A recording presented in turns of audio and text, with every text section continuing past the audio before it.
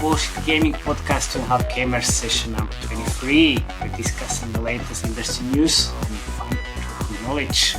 But let's not forget that this is still a 4 a.m. conference discussion live, so let's not take it too seriously. Today we have Felix, COVID catcher, Braberg in the house.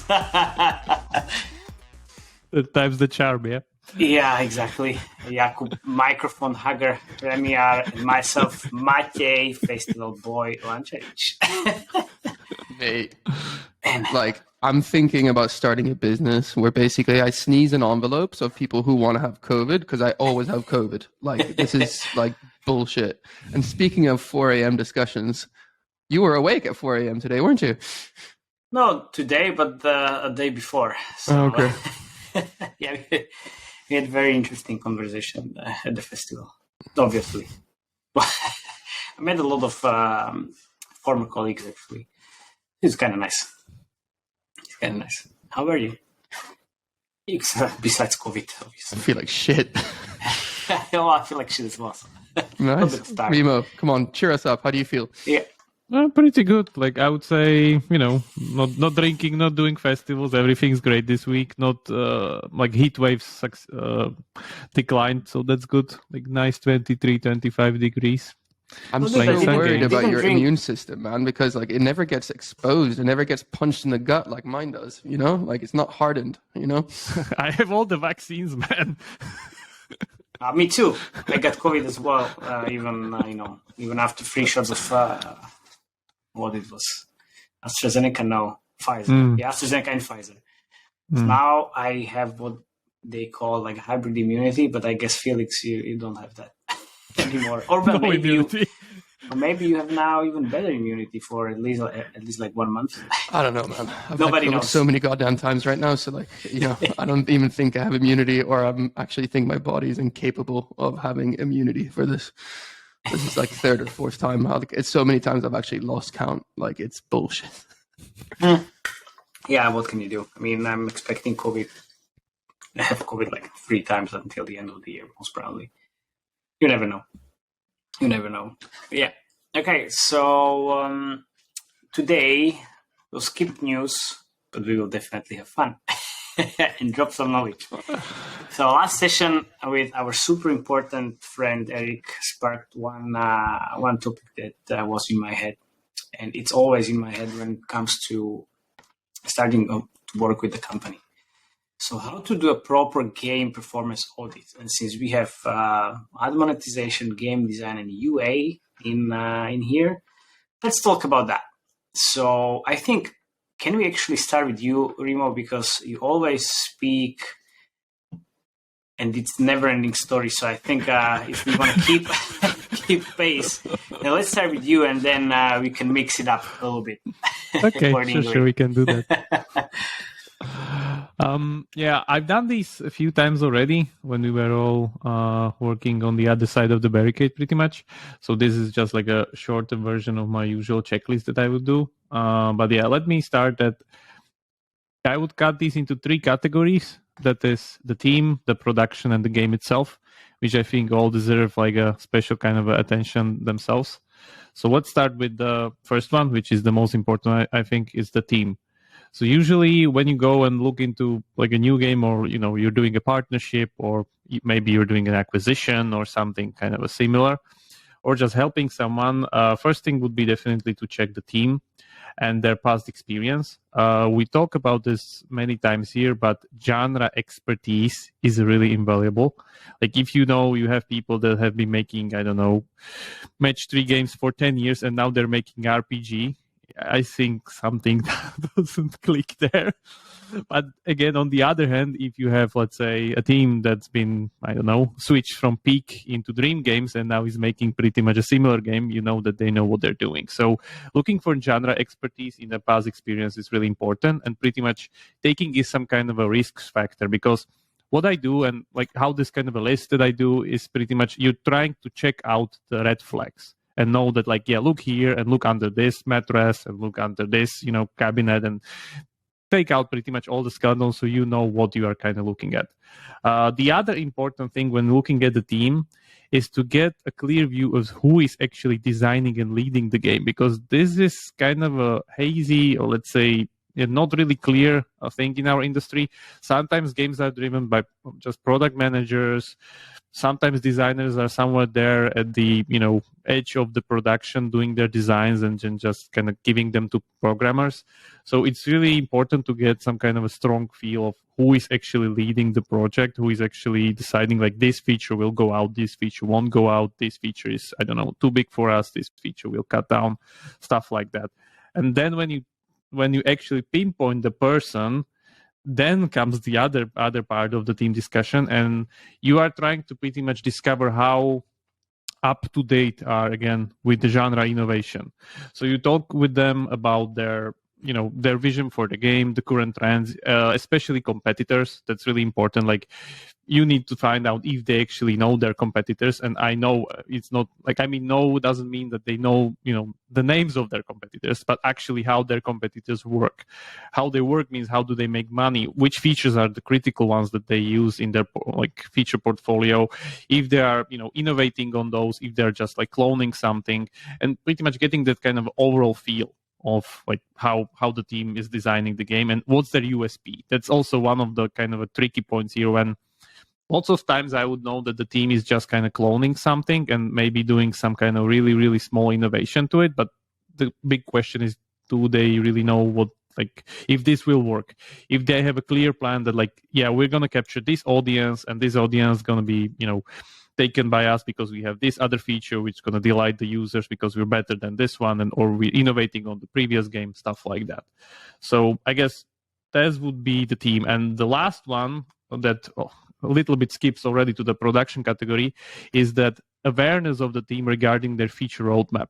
How long some features take to be actually created and implemented. Because sometimes, and I know this for many times, I've seen this in the industry, that people have these kind of really, really ambitious roadmaps and we're going to do matchmaking and PvP and clans feature and social feature, and they jam it into 2 months.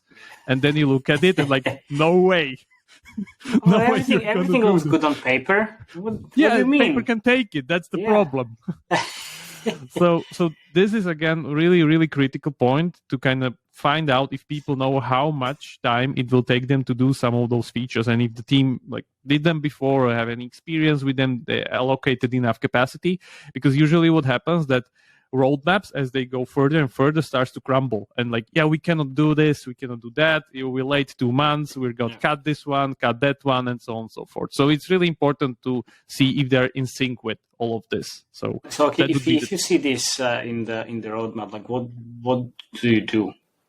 What's the plan afterwards? What's the next step for the team to just... Depending on what's the result of this. Oh, yeah. But let's say if it's too ambitious, you try to cut it down to something that's testable, because the most important thing is to get some kind of actionable KPIs as soon as possible. So you're not building something that won't work. Yeah, so you don't need to wait 6 months until you get exactly everything in place. Okay. And the important thing is that have stuff that's kind of actionable or seen by the user at least until day 3. If you are building, that really, really far ahead clan feature or whatever metagame feature that will be, from level 58, that the team is already working on, it won't, make the cut.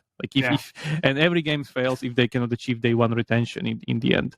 So you try to make it granular enough so they can pretty much go and take one milestone after the other. That's really important. And that goes into we're switching again into the second category, which is the production. And that's the first question. Is the roadmap realistic? Do you see the capacity of the team being able to actually code up with it? Roadmap? Is there enough programmers? Are there enough backend people? How's the, even the state of the code? I know I cannot really, discern this or see it out, how it is, how good it is. But it's really important to know that the code is okay, because I've seen teams fail because their code base went so bad that just updating it took them so much time that they pretty much crawled to halt. So this is quite subjective, right? Not the is there you enough need the time code person for this. Yeah. But sometimes you can, if you talk to people, symptoms kind of arise that will tell you again these red flags that maybe something is not really okay. Which means we're updating the build once per month. really? Like for like something that's in production, that's like too slow. And like, why are you updating so infrequently, or some kind of other kind of a red flags that arise if you talk about this, and from that point on, you can determine that there are some problems. Yeah, Joachim mentioned this on the interview we did together in the past. Like he is also like evaluating the companies based on like discussions and questions. So he's asking a lot of questions and then trying to check these red flags in between the lines and like in the answers. And then, then it's pretty much the same, like like a doctor's appointment. Like you tell him his symptoms, or you try to pretty much ask enough questions so you get the symptoms, and from the symptoms you okay, is this disease, is this other disease, or like there's nothing, there's a problem. But sometimes the doctor actually do the checkup and then try to examine like what's wrong, not only ask questions. Yeah, exactly. Sometimes you need to get your hands dirty and go into documents, read the documents, read the Excel sheets, read the dashboards or stuff like that, if there are even any, and do it yourself, because this whole process is just to kind of cut down all the red flags that you don't know about. So you're trying to pretty much make sure that, okay, you look into this and this and this, and there's no problem there. Last thing regarding production is, of course, soft launch and the roadmap for soft launch. This is same category as the normal roadmap, whereas the team will tell you like, okay, we're going to do this and that, and then soft launch for 3 months and then global launch. No. 3 months. No. Like better is like, okay, so we have we will have soft launch 1 month because everything's ready. Like, whoa, wait a second. No add SDKs or anything, and you're like, man, like you really want to test this before you do global launch, mate. No, don't worry. We were in the pre-production for like 6 months, and like everything is there. So we have the game ready. It's going to fly. Like, yeah, of course. Okay. When someone tells everything is there, usually there's something missing. That's a red flag. Yeah. Instead of them asking like, is everything there? Or like them saying like, yeah, it's all there. Then you're like, yeah, something's fucking missing. I guarantee it. Like let's take some industry examples. For instance, I don't know, Brawl Stars. Like Brawl Stars was in soft launch for 1.5 years, and they changed the meta game. They repaired it. Now it's making millions of dollars. Yeah, and but takes so much time. Supercell, they can afford being in soft launch 1.5 years. But imagine how much capacity Supercell has, and even though they has it, it took them 1.5 years to actually execute on all those things. So if if like, oh, we have this problem with monetization, we're going to be figured out in soft launch in 3 months. Like, yeah, sure. Definitely. So again, it's about the dialogue with the team and their kind of expectations. It's about management of expectations, and you try to rule them into something realistic. And if you are repairing this already, you try to allocate time again into some kind of actionable steps, make the whole soft launch granular in a way like, okay, we don't have any data yet. Let's just focus on the day one retention, so we know the core gameplay works, because day one retention is usually the derivative of your core gameplay, and then goes the other day 3, day 7, day 30, and then your monetization and so on. So for all these other milestones. But if you focus on all of these at once, capable of everything, master of nothing. So I wouldn't really recommend do that. Last thing is the game itself, and this goes even before like talking all these other questions. Pretty much do your homework before. How long is the game in production? Who started the game? And if he's still there within the team, because this is a really, really like frequent occasion. Whereas you come into the team, you ask them how's the game going, how it's been going, and then suddenly you learned out that the person who actually was the creative brains of the game left out already like a year ago, or half a year ago, or 3 months ago. So this is really important, because then it means that somebody else is either doing a pivot, or they are following into steps of someone there's not there to kind of help them direct.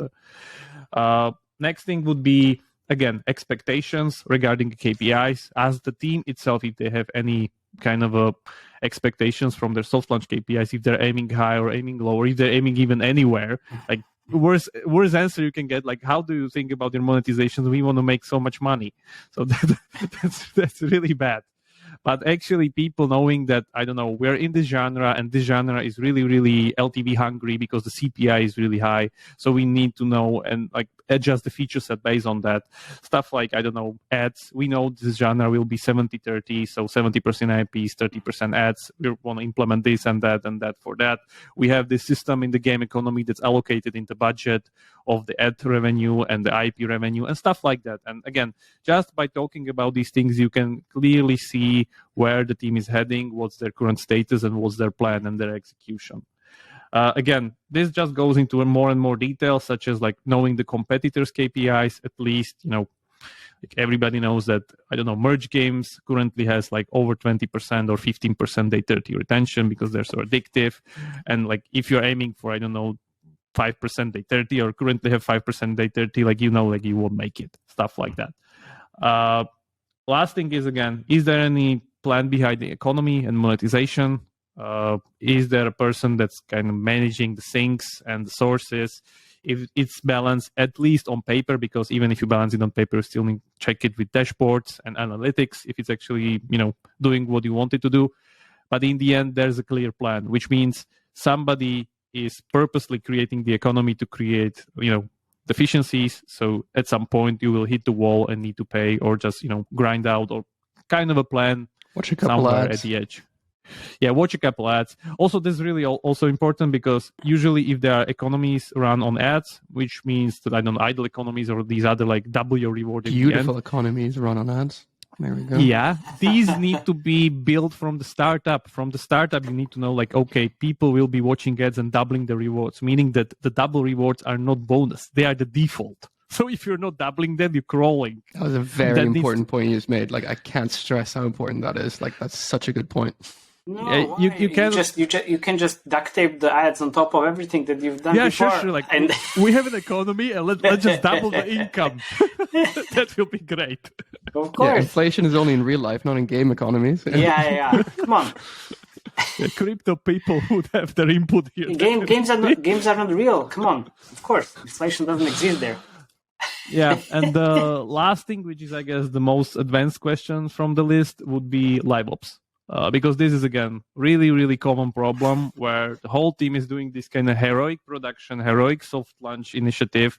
They finally make it. They finally, global launch the game, spend tons of UA budget, and then suddenly there's no content after 3 months, and people are leaving like crazy because they haven't thought about live ops and additional content treadmills that, these games are game as services. Those are not like finish and move to next one. So there needs to be some plan with some kind of a content treadmill or whatever kind of a content that you're creating that your team is capable of delivering after global launch, keeping the players in. And of course, your golden cohort, like how the golden cohort is going to eat through your content, because those are payers. They will eat through it very, very fast. Yeah. And you need to have some kind of backups in order to keep them there, because once they eat through all the content, they leave if there's nothing else to eat for them. Of course, they will do it super fast. So if you are expecting to have a content for 3 months, it's going to be maybe 1.5 months, maybe 1 month for them. So like having some kind of a, let's say, new event 1 month, or even during that first month of global launch is completely okay, and like you're not overstretching it. You're actually keeping people in. So definitely have that some kind of a. I would always advise have this kind of recurring events template to have at least that you can recycle at least when the team kind of hops on that content treadmill. So you have at least this kind of a recurring content that you maybe, change skins, change visual, but at least there's something new being updated into the game all the time. Because if there's like a 3 months without an update, people are leaving like en masse. So there's a big problem. Yeah, I think that's it regarding the really short version. What's your team production only took game 18 status? minutes. Well done, man. Yeah, well done. This is the short version, man. This is the short version. Usually it takes like 2 days. 2 days of you talking, of course. That's how we know you. It's like, okay, but I can continue with the UA and creatives, basically. I usually look at different things. And just to give you an idea of what I'm looking at, it's channel performance, then creative performance and history. And then I'm trying to look at daily spend versus daily revenue, what kind of percentage the game has from paid UA and organics, a percentage of installs, of course.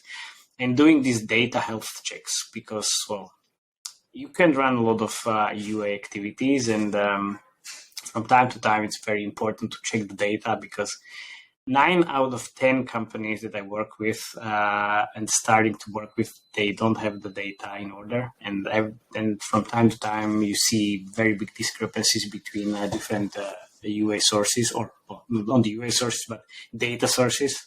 If you compare MMP, Facebook dashboard, or Google Play console, or Apple console, you see 3 different numbers, and that's very bad. What's the cause usually? Like, you know, it can be, so there can be like very wrong implementation of the SDK. You can look at the different attribution windows, which is not a bad thing, but you need to have that in mind. That's usually an issue with an implementation of SDKs. You know, like from time to time, even when you do these like new updates, so sometimes programmers say like, oh, well, there's this SDK, nobody uses it. And, or he or she didn't ask anyone like, hey, is this actually something that you use? And UA manager would scream like, yeah, of course, we need this. But then sometimes this can happen. So SDK disappears. And then you can't track purchases, or something like that happens. And it's quite common. That is very common, and even within vicinity to 20%. Yeah, just the miss itself. Yeah, but when I'm looking at these discrepancies, if I'm seeing 5 to 10%, maybe 15% differences, that's fine. I mean, 20 is like, okay, that's a little bit of a red flag. But then everything above 20% is just, yeah, well, stop UA, don't waste money, or well, at least make this a priority, because we need to check that. Yeah, getting back to the actual UA and the channel performance. So checking all the channels that are live, that's the first thing to check. And then everything that was tested and worked before, and trying to find like what worked, what didn't, and why. And I'm usually looking at the campaign structure and the campaign type. So let's take, for example, Facebook. So take Google, man. Stupid Facebook. Fuck Facebook. It's not good anymore. Let's do a good one. Yeah, well, I will. Yeah, don't worry. I will speak about that. I will speak about Google as well. Based on the campaign type, is the company running the AAA campaigns, which is automated app ads, or is it a regular type of campaign, the old one, where you can actually target multiple things like interests or lookalikes? Are they running the campaign budget optimization? Are they running purchase campaigns or value optimized campaigns? Also, like this is also tied to what we discussed a couple of episodes before. It is important to check like what is the monetization strategy of the game. If, like you said, Jakub, there's 70% in-apps versus 30% ads. So is it are they running only in-app purchase campaigns or ad ROAS campaigns as well? That's important. If it's 50-50 or even 70-30 can work. So you need to mix and match the multiple optimization structures. And then I'm usually looking at like what kind of GEOs the game is running, which is also important, because I like to actually target the whole world, but you need to think about like different geo buckets. So usually there's like US as a standalone. Sometimes I put the US in the tier 1 bucket because it tends to work well when you have multiple geos around the US. And then most companies are actually afraid of running tier 2 or tier 3 countries. Not sure why, but if you mix it up efficiently, you can see pretty good results from tier 2 countries and tier 3 countries, because the CPI, obviously the CPIs are not that high and the LTV is not that high as well. But if you still can have a healthy margin, why wouldn't you run it? So usually using these like tier country buckets or regional targeting, which is available everywhere, even on Google, Unity, and TikTok and Facebook. And then it's also important to check what kind of age segments you are targeting. Sometimes people just do like everybody. And then if you drill down the age segments, you will see like the best results, for example, for 25 to 45. And like everything else is just not efficient spend. So you can cut that and immediately see some kind of bump in terms of the numbers. And then since, Android devices are kind of, well, there's a lot of them, right? So you can, you can have really high-end devices and also very shitty devices. And what I usually do when I see the Android is not performing that well, then I'm trying to check what kind of devices have what kind of performance and do some kind of exclusion list. So back in days, there was a study, I think, I'm not sure if Vuga did it or someone else. They tried to check the performance based on the RAM instead of the actual operational system. Because you can have the latest operational system and then the device is pretty shitty anyway because you bought it for $30. So usually do these like exclusion lists based on RAM, and everything that don't have like at least like 2 or 3 gigabytes of RAM, then I just try to exclude it because there's like that's a sign of a high-end device. At least for me. I mean, you can do even 4 gigabytes of RAM these days and get pretty high-end devices. What are the most usual red flags in the channel performance tab? Well, for example, only one type of optimization. So let's say they're running only value campaigns or only purchase campaigns, or they're running only certain amount of GEOs, so US and Tier 1, or only English-speaking countries. Like why? So small diversification. Yeah. Even like within the one channel, or okay, they are running only 1 or 2 channels, not others. And when I ask like why, like it didn't perform. Like when did you try? Like 2 years ago. Oh yeah, okay. All right, that's That's a different industry in our case. 2 years ago, I mean, well, a lot of changes happened. So like this type, I also try to ask questions because usually when I do these like audits, I don't speak to the team before because I don't want to hear their opinions and I don't want to ask questions because I just want to see the data and then I ask why you did this, why you did that, and then they answer because I just don't want to have biased opinion before doing that audit. It's kind of nice because then I have all the questions. Which is good. And I mean, that's like also within the Google, there is, you can use different types of creatives, different, again, segments, geo segments, and also different optimization methods. So that's based on like channel performance. But then I put a lot of emphasis on the creatives, and I usually try to look at like what type of soft creatives are running at the moment. If it's static images, videos, playables, videos and playable end cards and different things. I usually try to keep like all the types of creatives in the mix. Even on Facebook, running static images plus videos. Well, playables not that much because on Facebook it doesn't make any sense to run playables. Unfortunately, I know Facebook put it super hard, but then the performance is terrible. And in terms of the ad networks, I definitely try to push for playables because there's where it makes sense. And also on Google, static images plus videos, usually static images and different. I take a step back. With different types of creatives on Google, you will get different types of inventory. So if you go with images, you can get pretty shitty Google Display Network performance and a lot of scam. And then if you use a lot of videos, different formats and different lengths of videos, you can get pretty high-end inventory from YouTube. That's also. By the way, sorry, one question regarding fakeness. How do you approach that one within the creative? So if they're using it or not, or like, should they be using it, or do you propose that like they should be using it? It depends on the game and the performance of the creatives they have and what worked and what didn't work. before. It's not necessary always to push for fake ads.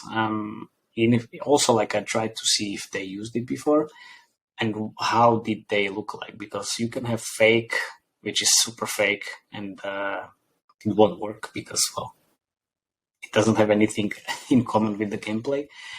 But you can have fake that is actually kind of connected to the gameplay. So I don't like dream games. Dream games fake. Yeah, exactly. So I don't always push for fakes, but sometimes you need to be brave enough and crazy enough to try different creative concepts. Then I try to look at like top 5 and the bottom 5 creatives, because obviously it's important to see what worked, but it's also really important to see what didn't. And then trying to understand like why it could not perform or why it could perform. And also talking to the creative team and trying to understand like what's their process for creative production. This is also very important. Sometimes you have like these super long processes in big corporations, and sometimes you have these long processes even within the small teams. And I try to understand why. Why the fuck would you do these like long processes? It's super easy. Just brainstorm, look at the competition, and brainstorm again, then produce, test, evaluate, and then the whole thing. Rinse and repeat. Exactly. That's it. So but it's also like, again, a dialogue with the team. So looking at the data and then talking to the team to understand what are they doing, how they approach the UA, how they approach the channel testing and also creative testing as well. And then, as I said, like I'm trying to understand like what's the daily spend, what's the daily revenue, what kind of goals the UA team has, because there are these like different ROAS goals on the day 7. Obviously, I don't think it makes a lot of sense, but okay, whatever. I still think like you need to have a benchmarks on day 1, day 7, day 30, and sometimes even on a day 14 or even day 3. It's like if you have a goal on like day 7, then you don't care on what happens after day 7. And that's what I've seen before for within some UA teams, because like, okay, we hit the day 7 goal. But you didn't, like the LTV didn't grow after day 7. I don't care. I met the goal. So just set me a different goal. Oh, okay. Well, that's an interesting approach. So yeah, I think that's briefly as well on the UA side. Cool. Thanks, Matej. I guess it's over to me in COVID Casa. COVID. CC. Yeah. COVID Casa. So over to Admon. So mine, I think, is like the most non-subjective thing we've talked about, because it's all in the numbers. Like everything with Admon is just beautiful. It's right there. So what happens first is like first what you do is I just open up the mediation dashboard, and what I'd like to say, the first thing I do is a sanity check. So I look at first the historical revenue curves of the game going back about 2 to 3 months. You're looking for like any peaks or troughs that can't be explained by any holidays or any like other events. If you see any like peaks or troughs that don't really make sense, you should really look into why that was. Then you should break down the same time period, take the revenue, break it down by network, and look here again for any peaks or like troughs. And usually like you can see if there's a big drop, you can even break it by placement, and then you can try to localize which placement is broken or which one is seeing like demand shifting. Also, kind of the sanity check part you should look at is you break also the impressions over impressions per DAU and ad viewer rates, and basically get a sense if your like user base behaviors are shifting. If so, like you should find out why. The golden metrics you're kind of looking for in terms of impressions per DAU for rewarded. Anything above 5 is considered very high.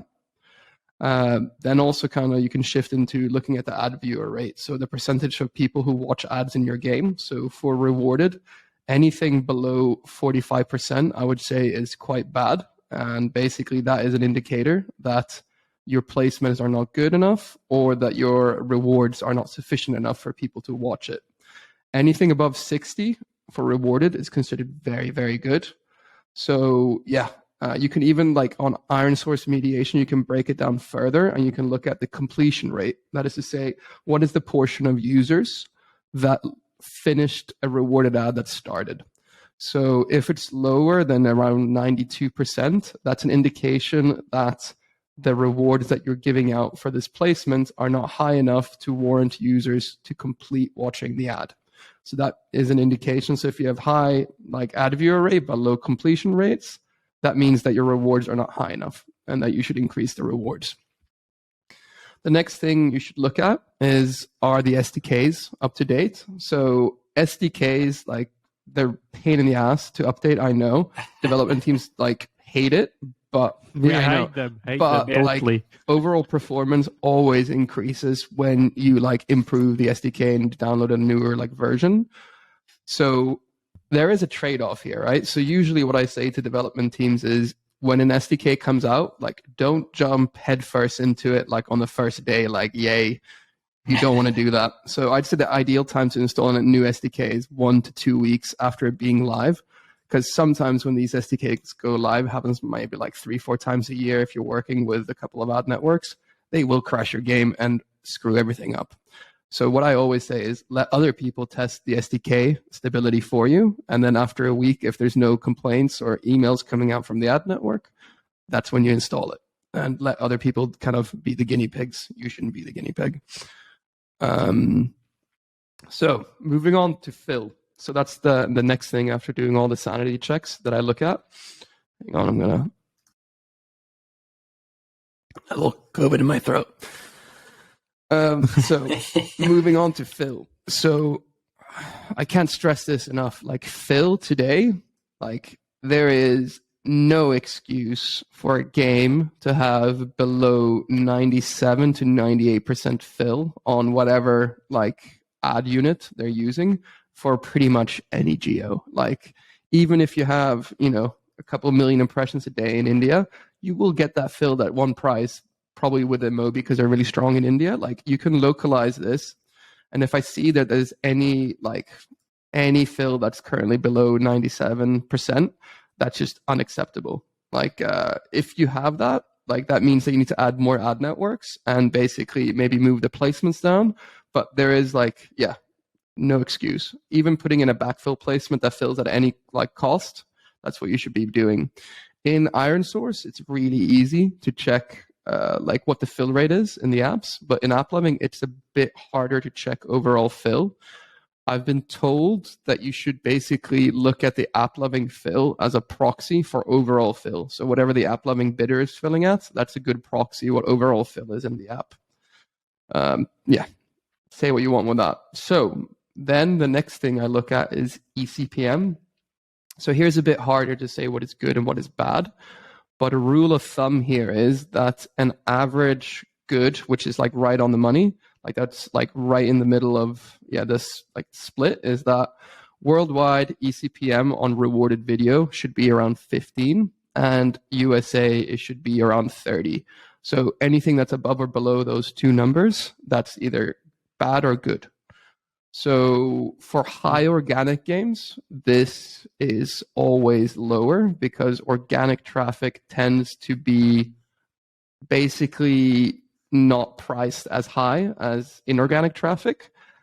And the reason why is because when you do paid UA, essentially networks have like tagged that user, so they're aware of what that user is worth in their own network. So let's say if Facebook like brings like a user to your game, and if they notice that, like they're willing to bid more on that user because they know that that user has behaved in a certain way before. So that's kind of the rule of thumb for Ecpm. So is there any way to like kind of increase it if I'm that organically heavily dependent game, like I don't know, Subway Surfers or something like that? Yeah, so usually ad networks favor like what can you say, locations or games that have a lot of impressions. So if you can increase the impressions per DAU or overall impressions in the game, that generally will increase your Ecpm. You can also, but if you think about it, Ecpm is just a function of like how your users performed with that particular network in the last 7 days, like CTR, install rate, like all those things. So there's nothing really you can do to improve eCPM, and maybe you shouldn't either, because like you got to remember, like you get paid more if more users leave your game, right? So like a good click-through rate is anything between like 0.7 to 1.2%. That's like a decent click-through rate. But like, yeah, nothing I can say off the bat. The next thing here, moving on to checking, is revenue. So revenue, you got to remember, is fill and eCPM put together, and that's what you should always be optimizing for. So here, what I always look for is the classic Admon mistake that you always make in your career at least once, and that is to see if the like mediation, like revenue matches up with the dashboard revenue. So this is really quick to check in AppLovin. You can just do a network comparison that like checks it really, like checks the delta between the input like amount and like the actual amount you're getting paid out. In IronSource, I believe you have to check it like in each individual like ad placement. So what I'm looking for here is if I have a placement in Unity that's $5, and in Unity it's put as 15, then basically there's a disconnect. And like I've had this a couple of times where like one time with a client, I was just logged in and they were making like $8,000 a day and everyone's super happy. Like, how can we optimize this? And then I look in and like the placements are wrong and they're really making $1,500. And I'm just like, hey guys, I hate to be the bearer of bad news, but you're not making 8, you're making 1.5. Like, sorry. And then, you know, there's the Maslow hierarchy of needs, like conversation that comes after that begins with anger, which is horrible to deal with. Yeah. The next thing I look at, which is kind of the second last thing I even look at, is the share of revenue or share of voice or wallet or however you say it.